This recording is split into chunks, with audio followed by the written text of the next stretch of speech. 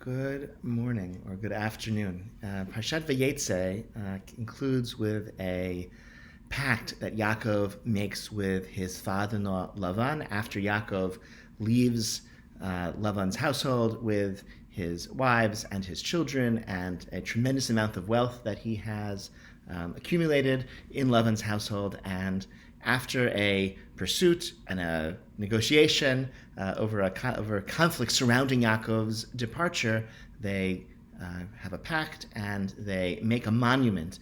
They dedicate a monument to commemorate their pact.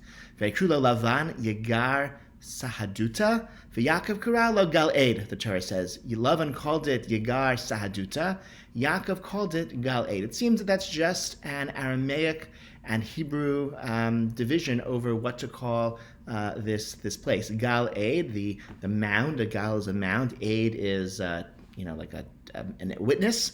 So it's a mound that serves as a witness of this pact. Yegar Saduta seems to be the same thing in Aramaic. If you maybe know the phrase from the Gemara, Anan Sahadi, we testify, right?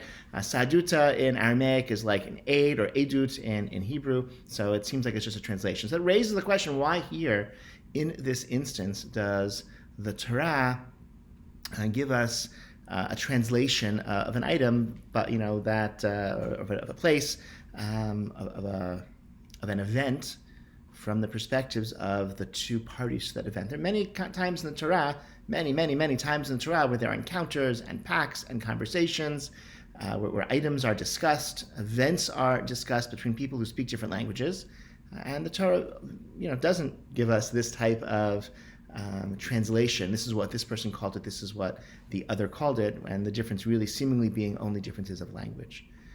So Rav Amnon Bazak, who is, as I've said before, one of my go-to sources of quick, insightful, pshat-based interpretations of the Torah, points out that Yaakov and Lavan really understood this moment in different ways. Yaakov thought these negotiations, this agreement would lead to something akin to harmony. And we see that when Yaakov is setting up the stone, it says that he Yaakov le'achav liktu avanim v'ikhu avanim v'yasu gav yachlu sham al hagal. He says to his kinsmen. Who are his kinsmen? His kinsmen are his cousins, right? Lavan's other children, and let's all build this together, and let's sit down and eat there. He's thinking, okay, we've made peace. We can now eat together. We can build this mound together, eat together, because a familiar relationship has been created, and Lavan seems to have a different attitude. We see just two psukim later that Lavan, as this stone is being dedicated, threatens Yaakov and says, "This is a witness that God will judge you and God will punish you if you take other wives over my daughters. If you mistreat my daughters, my children, right? Then you're going to be punished, because the implication is we're not going to see each other anymore." Okay, so this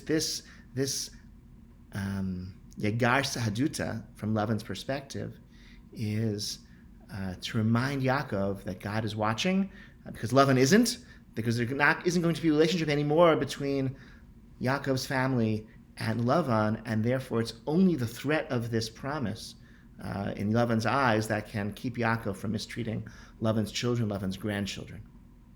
Lavan understands that the two will not meet again, and so the pact that he is entering into is one of separation, and the terms of that separation to protect his interests after the separation.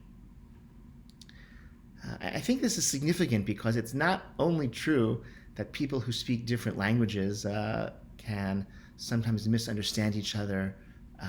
There can be things that are lost in translation, but even people who speak the same language often use terms differently, and sometimes the grander the term, the more abstract the term, the more significant the term to issues of identity, the more likely it is that even in the same language, something can be lost in translation, right? People use these words and these phrases and these concepts in different ways. I'm thinking terms like freedom, sanctity, commitment, Torah, mitzvot, piety.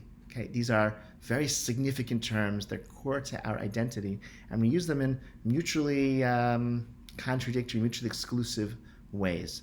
And so it's important to unpack some of these terms. The more abstract, the grander, the more important the term, the more important it can be to really clarify how one is using it oneself, how one's interlocutor is using those words, and so that you two of you are having the same conversation, because otherwise, even in the same language, something can be lost in translation. The Torah here preserves these two terms that they each refer to it in their two languages, and that can encourage us to look and see, oh, actually, it's not just different languages they were speaking.